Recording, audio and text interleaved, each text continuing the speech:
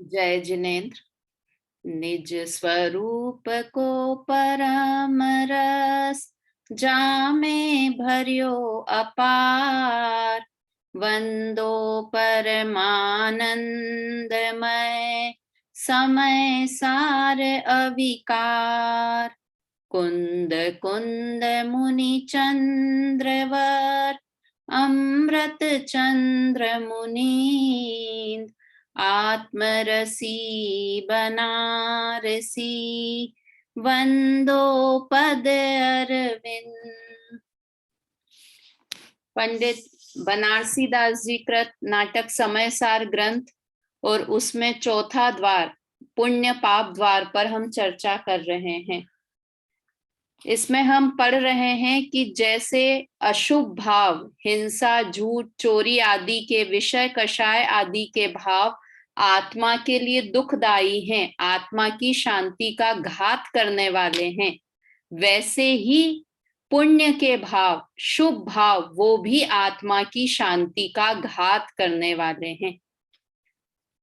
सोच सकते हैं, हम मंदिर जाते हैं, सबसे पहले बोलते हैं मंदिर क्यों जाना, कि आत्मा में परिणामों में निर्मलता आती है, शांति आती है। और यहाँ पर बनारसी दास जी कह रहे हैं कि जैसे पाप भाव आत्मा की शांति का घात करते हैं, वैसे ही पुण्य के परिणाम भी आत्म शांति के घातक परिणाम हैं। उस पे हम चर्चा कर रहे थे, पिछली क्लास में हमने चर्चा की। देखो, दो बात कल जो एक बताई थी कि पुण्य और पाप का कारण, रस, स्वभाव और फल, ये चारों एक से हैं, इसलिए ये दोनों एक हैं, पुण्य और पाप एक हैं। तो कल पुण्य और पाप का कारण यानी उत्पत्ति किस लिए होती है, तो अपन ने दो क्लास में दो अलग अलग बात की। आपकी तरफ से प्रश्न आना चाहिए था वास्तव में ये, कि हमने जो पिछली क्लास की थी उसमें किया था कि पुण्य और पाप का कारण अज्ञान भाव है ना। और कल की क्लास में हमने बात की कि पुण्य पाप की उत्पत्ति का कारण पूर्व कर्म का उदय है। तो दोनों में से क्या बात सही है अनीता आंटी, क्या बात सही है? पुण्य पाप की उत्पत्ति पूर्व कर्म के उदय से होती है, या पुण्य और पाप की उत्पत्ति अज्ञान भाव से होती है? किस कारण से होती है? अज्ञान भाव से होती है। तो फिर जो अपन ने कल पढ़ा, आंटी आप थे कल की क्लास में? तो दोनों ही भाव आएंगे ना, दोनों ही आएंगे। क्या सही दोनों है? ही भाव।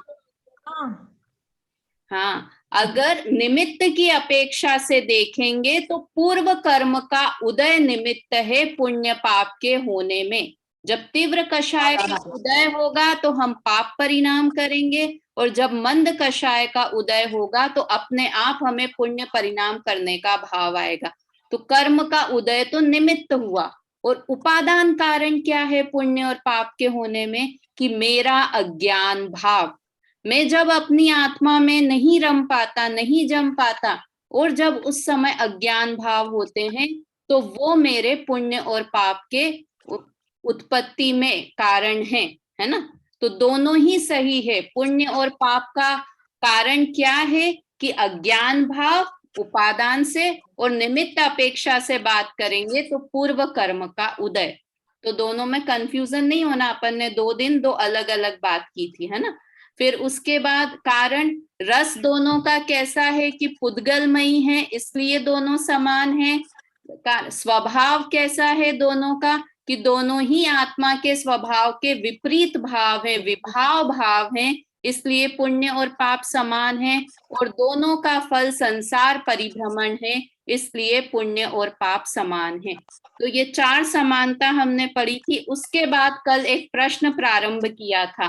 क्या प्रश्न प्रारंभ किया था कल हमने, कि हम, प्रश्न कौन बता सकता है? सुनीता आंटी बताइए, क्या प्रश्न था कल अपन ने जिसका उत्तर सोचने को बोला था? शुभ और अशुभ मतलब दोनों ही संसार के कारण है, तो शुभ और अशुभ को छोड़ना है या रखना है? नहीं, अनीता आंटी बताइए क्या प्रश्न था? ये प्रश्न था कि शिष्य प्रश्न कर रहा है कि भाई जब चौथे गुण स्थान वाले, पंचम गुण स्थान वाले, छठे गुण स्थान वाले वो भी तो पुण्य में परिवर्तित है, तो आप हमें पुण्य करने को क्यों मना कर रहे, क्यों निषेध कर रहे? हाँ, वेरी गुड, ये प्रश्न था, है ना। कल अपन ने अंतिम 8वें नंबर का छंद जो प्रारंभ किया था, कोई शिष्य कहे गुरु पाई, है ना। तो अपन ने जो 8वें नंबर का छंद पढ़ना प्रारंभ किया था उसमें यही बताया था, क्या बोला था कि शिष्य ये कहता है कि आप पुण्य और पाप का निषेध करते हैं, किंतु हमने तो जितने भी मुनिराज देखे हैं, जितने भी 5वें गुण स्थान वर्ती जीवों को देखा है, वे सब तो पुण्य भाव करते हैं, है ना, पुण्य के परिणाम करते हैं। हमने आज तक किसी भी तीर्थंकर को देखा है तो कब मोक्ष में गए हैं वो, कि जब उन्होंने 28 मूल गुणों का पालन किया तब मोक्ष में गए। तो 28 मूल गुणों का पालन करना तो शुभ भाव है। हम 5वें गुण स्थान वर्ती को देखते हैं, एलक छुल्लक को देखते हैं, तो उन्होंने भी वस्त्र का त्याग किया है, मतलब एक वस्त्र पहनते हैं, 2 वस्त्र पहनते हैं, घर को छोड़ा है, सामायिक करते हैं, उपवास, प्रोषोधोपवास करते हैं, कितनी सारी क्रियाएं करते हैं। तो हमें तो लगता है कि ये करने योग्य चीज है। वास्तव में अपन ने कल बात की थी ना कि हमारे आदर्श होते हैं वो, तो वो सब हमें शुभ भाव करते हुए दिखाई देते हैं। और शुभ भाव सिर्फ करते नहीं है, शुभ भाव करते करते मोक्ष भी उनको हो जाता है ना। शुभ भाव करते हैं, 28 मूल गुण का पालन करते हैं और मोक्ष होता है। तो फिर आप हमें शुभ भाव करने का निषेध क्यों करते हो?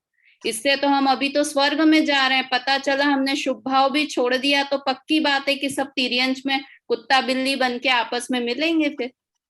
तो फिर हम शुभ भाव करें या नहीं करें, ऐसा प्रश्न शिष्य का है ना। तो अब अपन आगे इसका उत्तर बनारसी दास जी क्या देते हैं, पहले उसको देखते हैं। आप में से कोई उत्तर दे सकता है? पूर्णिमा आंटी आप बताइए, क्यों करते हैं ज्ञानी जीव शुभ भाव? अपना उत्तर देखें, फिर इससे मिलान करेंगे अपन। शुद्ध उपयोग में नहीं रहने के कारण और अशुभ से बचने के लिए ज्ञानी जीव शुभ भाव करते हैं। हाँ, जब तक शुद्धोपयोग में नहीं रह पाते हैं तब तक वे शुभ भाव करते हैं। सुशीला आंटी आप भी बताइए, और कुछ बता सकते हैं कि ज्ञानी शुभ भाव क्यों करते हैं? शुभ से ही तो शुद्ध में जाएगा। शुभ से शुद्ध में जाते हैं, ये बात सही है क्या? अशुभ से शुद्ध में नहीं जाते हैं, शुभ से शुद्ध में जाते हैं कि शुभ को छोड़ के शुद्ध में जाते हैं? शुभ को छोड़ के शुद्ध में जाते हैं। शुभ अशुभ और शुभ तो साथ में ही चलता रहता है। हाँ, तो शुभ से शुद्ध में जाते हैं ऐसी बात नहीं है, शुभ को भी छोड़कर शुद्ध में जाते हैं। अपन अभी तक क्या मानते हैं कि शुभ शुभ शुभ और अच्छा वाला शुभ भाव करेंगे तो फिर शुद्ध भाव हो जाएगा, है ना। किंतु शुभ भाव से मोक्ष शुद्ध भाव नहीं होता है, शुभ भाव को छोड़कर शुद्ध भाव होता है ना। चलिए अपन यहाँ बनारसी दास जी क्या बोलते हैं, एक बार उनका छंद पढ़ते हैं, छंद बोलते हैं, फिर उसका अर्थ देखेंगे। अपन ने 4 लाइन का अर्थ तो कल किया था, उसके आगे का करेंगे। एक बार छंद पूरा बोलते हैं एक साथ। शिष्य कहे स्वामी तुम करनी अशुभ शुभ, कीनी है निषेध मेरे सन से मन माही है, मुख के सदैया ज्ञाता देश विरति मुनीश, तीन की अवस्था तो निरावलंब नाही है, कहे गुरु कर्म को नाश अनुभव अभ्यास, ऐसो अवलंब उन्हीं को उन पाई है, निरूपाधि आत्म समाधि सो ही शिव रूप, और दोर धूप पुद गल पर छाई है। ऊपर की 4 लाइन हमने कर ली थी कि आपने शुभ अशुभ क्रिया का निषेध किया, तो मेरे मन में एक संशय हुआ है कि हे स्वामी, जो मोक्ष मार्ग के साधक जीव हैं, सधैया मतलब मोक्ष को साधने वाले जो जीव हैं, ज्ञानी, देशव्रती और मुनिराज, उनकी अवस्था तो निरावलंबी नहीं है, निरावलंब नहीं है। निरावलंब मतलब आलंबन के बिना नहीं है, अवलंबन के बिना नहीं है। देखो एक बात समझो कि अवलंबन किसको कहते हैं? सहारे को कहते हैं। जैसे कोई बूढ़ा हो तो वो क्या करता है कि सहारा लेकर चलता है। किसका? लकड़ी का सहारा लेकर चलता है। तो किसी का आलंबन लेना अच्छी बात है या बुरी बात है? अपन बीमार हो तो अपन पकड़ के बाथरूम भी जाना हो तो किसी का आलंबन लेकर सहारा लेकर जाते हैं। तो आलंबन लेना अच्छी बात होती है या बुरी बात होती है? कि आलंबन लेना अच्छी बात नहीं होती। अपन जल्दी से जल्दी ये चाहते हैं कि हम सहारा लेना छोड़ें और स्वावलंबी बन जाएं, किसी के आलंबन में नहीं रहें। किंतु हमारा जो उपयोग है ना, वो कभी भी निरावलंबी नहीं रहता है, किसी न किसी का आलंबन जरूर लेता है। आलंबन लेता है मतलब हम फ्री नहीं रह सकते, कुछ ना कुछ हमारा ज्ञान है ना, तो जानने की प्रोसेस हमेशा चलती रहेगी। तो जानने की, मान्यता की, श्रद्धा, ज्ञान, चारित्र, सभी गुणों का परिणमन तो चलता रहता है हमेशा। तो हम कुछ ना कुछ करेंगे, किसी न किसी, या तो हम पाप का आलंबन लेंगे या पुण्य भावों का अवलंबन लेंगे या शुद्ध भावों का अवलंबन लेंगे। उसको ही कहते हैं अशुभोपयोग, शुभोपयोग और शुद्धोपयोग, है ना। आलंबन लेना मतलब हमारा उपयोग इन तीन में से कहीं ना कहीं तो हमारा उपयोग लगेगा ही। ठीक है, तो यहाँ पर क्या कह रहे हैं? कहे गुरु कर्म को नाश अनुभव अभ्यास, कि जो ऐसो अवलंब उन्हीं को उन पाही है। उन्हीं को मतलब ये जो ऊपर तीन लोग बताए थे, पांचवे, चौथे, पांचवे और छठे गुण स्थान वाले हैं, वो लोग क्या करते हैं? कर्म का नाश करते हैं और अनुभव का अभ्यास। अनुभव के अभ्यास से कर्म का नाश होता है। अनुभव का अभ्यास यानी कौन सा अनुभव? आत्मानुभव। आत्मानुभव से ही कर्म का नाश होता है। ऐसो अवलंब उन ही को उन पाई है। ऐसा अवलंबन ज्ञानी जीव करते हैं। अवलंबन तो लेते हैं, बिना अवलंबन के कोई भी नहीं। उपयोग निराधार नहीं रहता है, किसी न किसी का आधार रहता है। तो यहाँ पर ज्ञानी किस चीज का आधार लेते हैं? कि अनुभव का आधार लेते हैं, आत्मानुभव करते हैं। और जब वे आत्मानुभव करते हैं तो कर्म का नाश स्वतः हो जाता है, करना नहीं पड़ता है। देखो एक बात कि हम जितना भी पुण्य करते हैं ना, पुण्य के परिणाम तो हम पढ़ पढ़ के करते हैं। कैसे पढ़ पढ़ के? कि 6 आवश्यक के नाम याद करेंगे, देव पूजा, गुरु उपासना, स्वाध्याय, संयम, और फिर कि चलो अब मुझे ये 6 आवश्यक करना चाहिए, है ना। कैसे ब्रह्मचर्य सामायिक कैसे करते हैं उसकी विधि याद करेंगे, फिर सामायिक करेंगे। किंतु ज्ञानी ऐसा नहीं करते हैं। ज्ञानी पढ़ पढ़ के पुण्य भाव नहीं करते हैं, जो वो करते हैं उसे देखकर ग्रंथ लिखा जाता है। इसको ऐसे कह सकते हैं कि मुनिराज 28 मूल गुणों का पालन देखकर नहीं करते हैं, किंतु जैसी उनकी चर्या होती है उसे देखकर शास्त्रों की रचना की गई है ना। मुनिराज, ऐसा मुनिराज ने किताब खोलते होंगे, ऐसे ग्रंथ लेते होंगे, अच्छा मुझे एक करवट ही सोना है, अच्छा मुझे खड़े होकर ही आहार करना है, अच्छा मुझे एक बार ही आहार करना है, ऐसे याद करते हैं मुनिराज। कि जो सबसे पहले अपन चौथे काल की बात करें, अभी इस वाले चौथे काल की, तो सबसे पहले जो मुनिराज हुए तो वो भी अपने आप, उस समय तो ग्रंथ लिखे हुए भी नहीं थे, किंतु अपने आप उन मुनिराजों को 2 बार भोजन करने का विकल्प ही नहीं आता, तो एक मूलगुण लिख दिया। क्या लिख दिया? 1 बार दिन में ले आहार। अपने आप उन्हें जंगल में जाने की जल्दी होती है, आत्म ध्यान की जल्दी होती है, तो लिख दिया खड़े अलप निज पान में। खड़े होकर आहार करते हैं, जल्दी जल्दी आहार करके पटाख से आहार करूं और मैं जल्दी से जंगल में जाकर अपनी आत्मा का ध्यान करूं। तो दूसरा 28 मूल गुण का नाम लिख दिया कि खड़े होकर आहार करते हैं। मतलब समझ में आया मैं क्या कहना चाह रही हूँ? कि जैसा वो चर्या करते हैं वैसे मूल गुणों के नाम लिख दिए गए हैं। और हम अज्ञानी कैसे हैं कि हम पढ़ पढ़ के पुण्य भाव, आओ हमें पुण्य करना है, अच्छा ऐसे उपवास करना है, ऐसे व्रत करना है, वो सब चीजें हम ऐसे ढोक देते हैं, ऐसे गंदों तक लगाते हैं, ऐसे परिक्रमा देते हैं, ऐसे दर्शन करते हैं, सब चीजें हम पढ़ के करते हैं। और ज्ञानियों का जीवन कैसा होता है कि उनका सहज जीवन होता है। उसे क्या कहेंगे? सहज जीवन। उन्हें शुभ भाव करने नहीं पड़ते हैं, अपने आप उनकी चर्या में शुभ भाव हो जाते हैं। समझ में आया?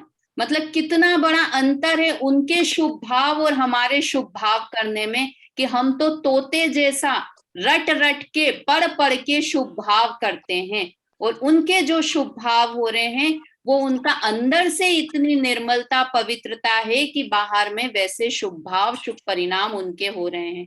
उन्हें दिन भर खाना खाने की इच्छा ही नहीं होती मुनिराज को, तो लिख दिया कि उपवास करते हैं मुनिराज। उन्हें वस्त्र पहनने की इच्छा नहीं होती कि कौन वस्त्र पहने, इतना टाइम बिगाड़े, कौन दूसरे दिन फिर नहाए स्नान करे, क्यों मैं इतना टाइम बर्बाद करूं। तो अस्नान नाम का गुण लिख दिया, नग्नता नाम का 28 मूल गुण में से गुण लिख दिया, है ना। तो उनके शुभ भाव स्वतः पलते हैं और अज्ञानी को शुभ भाव करने पड़ते हैं। ये बहुत बड़ा डिफरेंस है ज्ञानी और अज्ञानी के शुभ भावों में, है ना। तो क्या लिखा यहाँ पर कि वो तो किस चीज का अभ्यास करते हैं? अनुभव का अभ्यास करते हैं। और अज्ञानी किस चीज का अभ्यास करते हैं? शुभ भाव का अभ्यास करते हैं, है ना। फिर निरुपाधि आत्म समाधि सोही शिव रूप, कि निरुपाधि उपाधि रहित, औपाधिक भाव किसे कहते हैं? कि राग द्वेष मोह के भावों को औपाधिक भाव कहते हैं। क्यों कहते हैं औपाधिक भाव? क्योंकि ये कर्म के निमित्त से होते हैं, इसलिए राग द्वेष मोह के परिणामों को औपाधिक भाव बोलते हैं। और आत्मा कैसा है? कि निरुपाधि है, मतलब मोह राग द्वेष के परिणाम से रहित। ऐसा आत्मा, उसमें लीन होना, उसकी साधना करना, समाधि करना मतलब उस आत्मा का ध्यान करना, वास्तव में वो ही मोक्ष स्वरूप है। और दोर धूप पुद गल पर छाई है।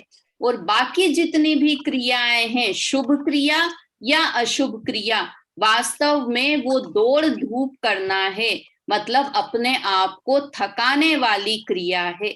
शुभ की क्रिया भी मुझे थकान देती है, अशुभ की क्रिया, अशुभ के परिणाम, क्रिया और परिणाम दोनों ले लेना यहाँ पर, शुभ और अशुभ के भाव और शुभ और अशुभ की क्रियाएं दोनों ही मुझे थकाने वाले हैं और पुद्गल के परिणाम हैं। इसलिए वास्तव में ज्ञानी जीव क्या करते हैं कि एक अनुभव का ही अभ्यास करते हैं, बाकी सब शुभ भाव उनके हो जाते हैं। देखो, एक आपको बहुत अच्छी बात बताऊं कि जितने भी जैन धर्म में भेद है ना, जैन धर्म में निगोदिया जीव से लेके नवे ग्रेवियक तक का जीव एक कैटेगरी रखी गई है उसकी। नवे ग्रेवियक में जो द्रव्यलिंगी मुनिराज का जन्म होता है, और वो निगोद का जीव या वो कीड़े मकोड़े का जीव, उन सबको एक नाम देना है तो क्या नाम दे सकते हैं? आभा आंटी, क्या नाम दे सकते हैं उन सबको? निगोदिया जीव को और नवे ग्रेवियक में जो देव है उनको एक नाम देना है, उनमें क्या कॉमन है? सारी जीव है ना? जीवत्व, जीवत्व, नहीं, जीवत्व। अनीता आंटी बताइए। दोनों संसारी अवस्था में ही है। Very good. अज्ञानी, उन सब के लिए एक शब्द आता है कि अज्ञानी। निगोदिया जीव भी अज्ञानी, मिथ्या दृष्टि, है ना। और जो देव नवे ग्रेवियक में द्रव्यलिंगी मुनिराज शुभ भाव के कारण उत्पन्न हो गए, उसको भी क्या नाम देंगे? अज्ञानी, मिथ्या दृष्टि। मतलब जो जैन धर्म में भेद है वो ज्ञानी और अज्ञानी के हिसाब से है, इस हिसाब से नहीं है कि वो तो जंगल का एक मामूली सी चींटी और कीड़ा है, और कहाँ वो देव 16वें स्वर्ग से भी ऊपर ग्रेवियक का देव है कहाँ, और कहाँ वो एक जंगल में छोटा सा कीड़ा मकोड़ा है। कि नहीं, कहते हैं कि वो सब अज्ञानी हैं। और ज्ञानी कौन? कि वो अगर पशु भी है वो भी ज्ञानी, और स्वधर्म इंद्र है वो भी ज्ञानी, है ना।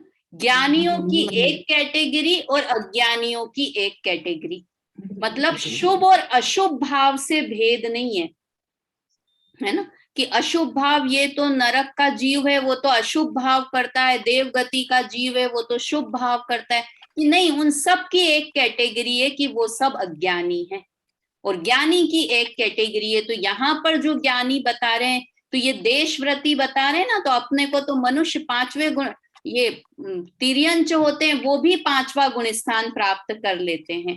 तो यहाँ पर ज्ञानी समझना हर ज्ञानी जीव को, तिर्यंच का जीव, देव का, नरक का, मनुष्य का, सारे जो ज्ञानी जीव हैं जो कि अपनी आत्मा के अनुभव का अभ्यास करते हैं, यहाँ शब्द लिखा, वास्तव में आत्मा का अनुभव करते हैं, वो सब ज्ञानी हैं, और उसके अलावा जितने भी जीव हैं वो सब अज्ञानी हैं। ठीक है ना। चलिए इसका एक बार अर्थ पढ़ते हैं। पढ़िए आभा आंटी, इसका अर्थ पढ़िए।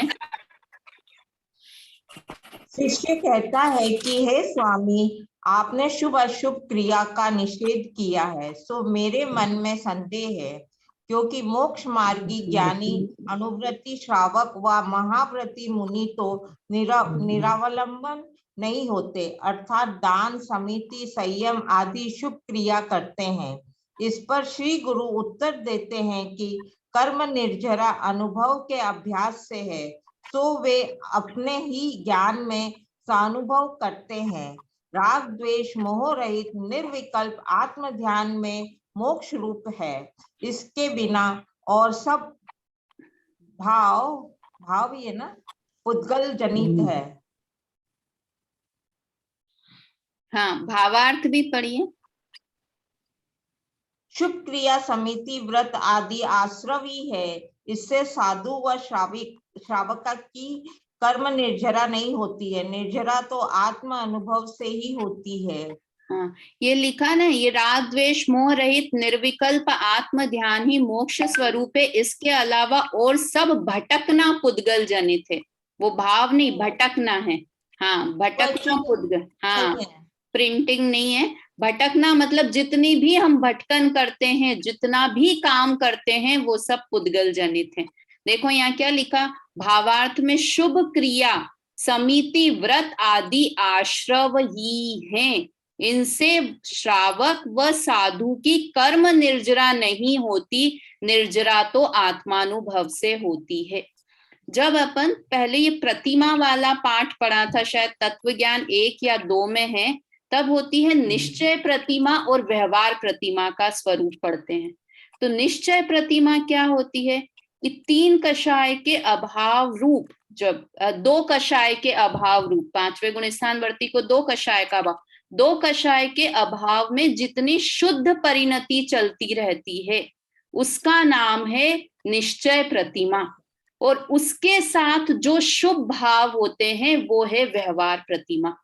तो जितनी व्यवहार प्रतिमा के जो भाव होते हैं, जितने भी, ये क्या लिखा है, वो सब व्रतादि भाव आश्रव ही हैं, कि ज्ञानी जीवों को दोनों, देखो 2 चीजें होती है, एक होता है शुद्धोपयोग और एक होता है शुद्ध परिणति। 2 अलग अलग चीजें, सुने हैं दोनों नाम। एक होता है शुद्धोपयोग और एक होती है शुद्ध परिणति। दोनों में क्या अंतर होता है कि शुद्ध परिणति तो 4थे, 5वें, 4थे से शुरू हो जाती है और हमेशा शुद्ध परिणति चलती रहती है, उसको कहते हैं शुद्ध परिणति। और शुद्धोपयोग किसको कहते हैं कि जब आत्मा में लीन होने का पुरुषार्थ करते हैं या जब आत्मानुभव होता है, उस समय शुद्धोपयोग होता है। समझ में आया? तो अब जैसे कोई 5वें गुणस्थान वर्ती जीव है, वो भोजन कर रहा है, तो उस समय उसको बताइए पूर्णिमा आंटी, उसको शुद्धोपयोग है या शुद्ध परिणति है? शुद्ध परिणति। शुद्ध परिणति है, क्योंकि शुद्ध परिणति कंटिन्यूस चलती है। 4थे गुणस्थान से लेके आगे तक सिद्ध बन जाते हैं ना, तब तक शुद्ध परिणति चलती रहती है। और अभी उसका उपयोग तो क्या हो रहा है? अशुभ उपयोग, क्योंकि अभी वो भोजन कर रहा है। तो अशुभोपयोग, उपयोग अभी अशुभमय है किंतु परिणति शुद्धोपयोगमय है ना। शुद्ध परिणति शुद्ध है अभी। अब समझिए वो पूजन कर रहा है सुनीता आंटी, तो उसको क्या चल रहा है, कौन सा उपयोग चल रहा है और कौन सी परिणति चल रही है 5वें गुणस्थान वर्ती को? शुद्ध परिणति चल रही है और शुभ उपयोग चल रहा है। शुद्ध परिणति चल रही है और शुभ उपयोग, शुभोपयोग। उपयोग अभी शुभ में है इसलिए शुभोपयोग है और परिणति शुद्ध परिणति चल रही है।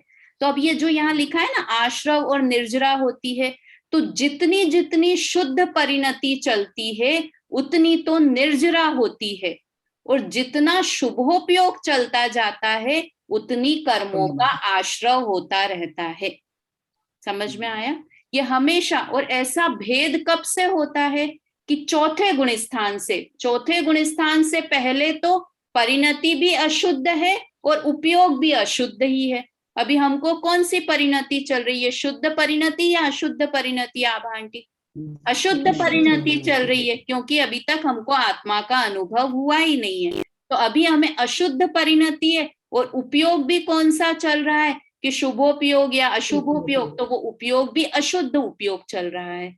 किंतु जब चौथे गुणस्थान में सम्यक दर्शन हो जाता है, उसके बाद परिणति तो शुद्ध परिणति चलती है। कितनी कितनी कि चौथे वाले को 1 कषाय चौकड़ी के अभाव रूप, 5वें गुणस्थान वर्ती को 2 कषाय चौकड़ी के अभाव रूप, उतनी शुद्ध परिणति हमेशा चलती रहती है ना। तो उतनी कर्मों की निर्जरा होती रहती है, और जैसा उपयोग चल रहा है, शुभोपयोग है तो वैसा, अशुभोपयोग है तो वैसा, और शुद्धोपयोग है तो वैसे कर्म की निर्जरा या आश्रव होता रहता है। समझ में आया? मैंने समझाने की कोशिश की पर आ गया समझ में? शुद्ध परिणति और शुद्धोपयोग दोनों अलग अलग चीजें हैं, है ना। शुद्ध परिणति और शुद्धोपयोग, तो शुद्ध परिणति के अनुसार तो कर्मों की निर्जरा हो रही है, और शुभोपयोग के कारण से उन्हें कर्मों का आश्रव हो रहा है ना। तो अब बोले ज्ञानी जीव को कर्म का आश्रव होता है या कर्मों की निर्जरा होती है? कि दोनों चीजें एक साथ होती रहती है। चौथे और 5वें गुणस्थान कि अनंतानुबंधी संबंधी कषाय की तो निर्जरा हो रही है, और बाकी जितना शुभ या अशुभ परिणाम हो रहा है उस हिसाब से उन्हें आश्रव हो रहा है। तो इसका क्या मतलब हुआ कि जो शिष्य ने प्रश्न पूछा था ना कि उनके शुभ भाव तो होते हैं, तो ये बताया यहाँ पर कि जो ज्ञानी को भी शुभ भाव होते हैं उससे तो कर्म का आश्रव ही होता है। देखो यहाँ लिखा है ना, इससे साधु व श्रावक को कर्म की निर्जरा नहीं होती। व्रत, समिति आदि ये भाव आश्रव हैं, तो इससे मुनिराज को भी उस समय कर्मों का आश्रव हो रहा है। देखो एक बार, तीर्थंकर प्रकृति कब बनती है, किसको बनती है तीर्थंकर प्रकृति? चौथे गुणस्थान में, 5वें गुणस्थान में या छठे गुणस्थान में? छठे गुणस्थान में जब मुनिराज होते हैं ना, उनको तीर्थंकर प्रकृति बंधती है मतलब आश्रव होता है। बंधना मतलब कर्मों का आश्रव हो रहा है।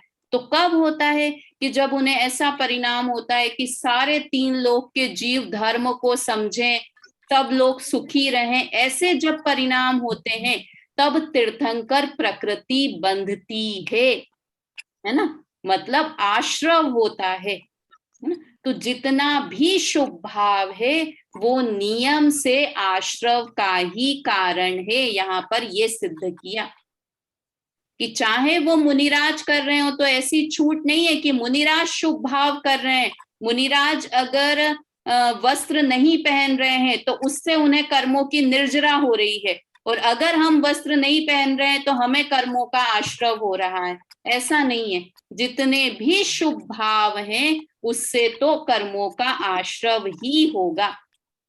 जो ज्ञानी जीव को कर्म की निर्जरा हो रही है वो किस कारण से हो रही है? उनके शुद्ध परिणति की वजह से हो रही है। ठीक है, ये बहुत इंपॉर्टेंट प्रकरण था। अपने को हमेशा हम कंफ्यूज किससे हो जाते हैं? शुद्ध परिणति और शुद्धोपयोग से, है ना। तो शुद्ध परिणति जब भी रहेगी वो निर्जरा का ही कारण है, और शुभ और अशुभ उपयोग है वो आश्रव का ही कारण है। और जब मुनिराज को तो शुद्धोपयोग भी होता रहता है, तो जब शुद्धोपयोग होगा तब उन्हें पूरी कर्म की निर्जरा ही होगी, है ना। ठीक है, चलिए 9वें नंबर का छंद अब अपन एक बार पढ़ते हैं। इसी बात को अब 3-4 छंदों में इसी बात को उन्होंने और अच्छे से समझाया है बनारसी दास जी ने। सवैया है, मुनि श्रावक की दशा में बंध और मोक्ष दोनों है। अभी अपन ने यही चर्चा की ना कि मुनिराज हैं और श्रावक हैं, उनको कर्म की निर्जरा भी हो रही है और कर्म का बंध भी हो रहा है ना। कौन बताएगा एक बार कि कर्म की निर्जरा किस लिए हो रही है और कर्म का बंध किस लिए हो रहा है? सुशीला आंटी बताइए आप।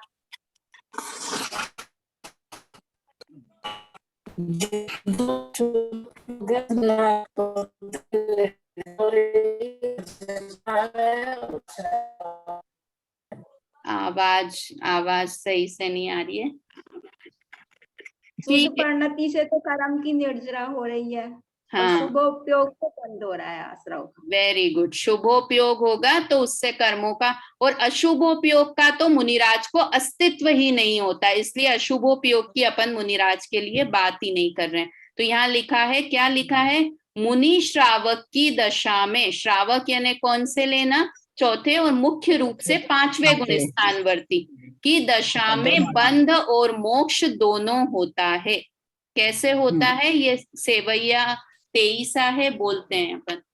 मोक्ष स्वरूप सदा चिन्ह मूर्ति बंधमयी करतूति कही है। जावत काल बसे जहाँ चेतन तावत सो रस रीति गही है। आत्म को अनुभव जब लो तब लो शिव रूप दशा निबही है। अंध भयो करनी जब ठानत बंद विथा तब फैल रही है। क्या लिखा? मोक्ष स्वरूप सदा चिन्ह मूर्ति। चिन्ह मूर्ति मतलब आत्मा। आत्मा का स्वरूप सदा मतलब हमेशा कैसा है? मोक्ष रूप है। मोक्ष किसको कहते हैं? कि बंध का नहीं होना, बंध का अभाव होना। तो आत्मा हमेशा कैसा है? मुक्त स्वरूपी ही है। आत्मा कर्म से कभी बंधा ही नहीं है। तो आत्मा का स्वरूप हमेशा कैसा है? मुक्त है, या कहें बंध से रहित है। बंधमयी करतूति कही है। और जब भी बंध किससे होता है? कि जब भी कुछ करना, क्रिया होती है, जब भी कुछ करने का परिणाम होता है, उससे बंधन होता है। ठीक है। जावत काल बसे जहाँ चेतन तावत सोरस रीति गही है। अब ये चेतन मतलब ये जीव जब भी जो काम करता है, किसी का म्यूट कर लीजिए, किसी की आवाज आ रही है, अपने आप को म्यूट कर लीजिए सब लोग, डिस्टरबेंस बहुत आ रहा है। जावत काल बसे जहाँ चेतन तावत सो रस रीति गही है। अब ये आत्मा जितने काल तक जो काम करता है, जो काम करता है मतलब 2 काम बताए यहाँ पर। एक तो अपनी आत्मा में लीन होने का, और दूसरा कुछ करने का, कुछ क्रिया करने का परिणाम। तो जब जो काम करता है उस हिसाब से उसे कर्म की निर्जरा या कर्म का बंध होता है। क्या लिखा? आत्म को अनुभव जब लो तब लो शिव रूप दशा निभई है। कि जब वो अपनी आत्मा का अनुभव करता है तब उसे मुक्त दशा, शिव रूप दशा तब होती है। मतलब तब उसे कर्मों का बंधन नहीं होता है। कब नहीं होता है?